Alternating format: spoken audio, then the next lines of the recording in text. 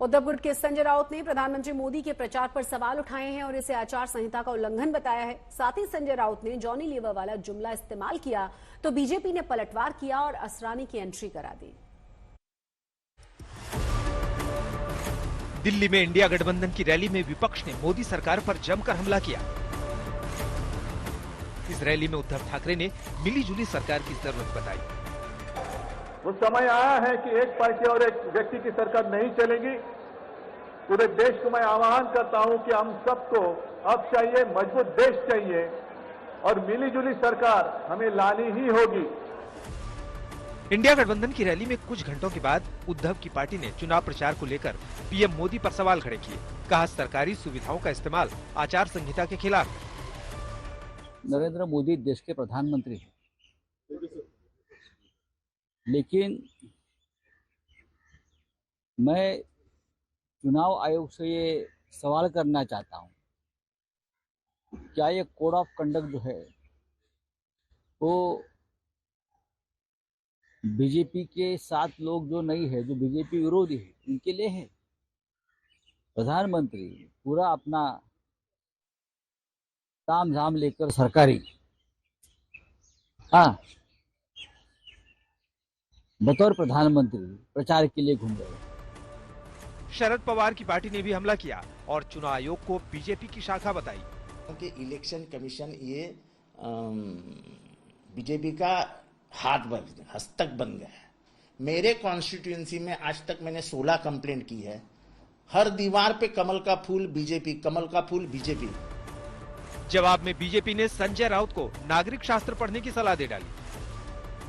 शायद civic sense की उनको जानकारी कम है। मैं उनको कल सिविक सेंस की क्लास 1 से क्लास 10 तक की पुस्तकें भी भेजूंगा।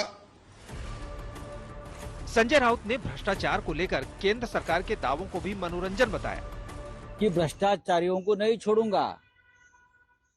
आज कहा है ना, ये तो एक सबसे बड़ा जोक्स मोदी मारते हैं दर दिन। अब बहुत ही जॉनी लीवर के बाद अगर कोई यहाँ राजू श्रीवास्तव बेचारे नहीं है, लेकिन जॉनी लीवर के बाद ये गुजरात का लीवर है जो हमारा मनोरंजन कर रहा है। भ्रष्टाचारियों को नहीं छोड़ेंगे, मोदी जी बोल रहे रैली में मेरठ के, और उनके अगल बगल में 10 भ्रष्टाचारी बैठे।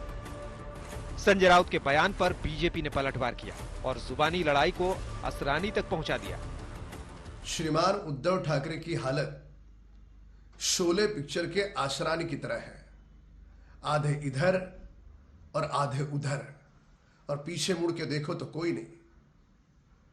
पर यह हालत होने के बावजूद भी उनके नेता संजय राउत आदरणीय प्रधानमंत्री नरेंद्र मोदी जी के बारे में किन शब्दों का प्रयोग कर रहे हैं? क्या हो गया आपकी मति को?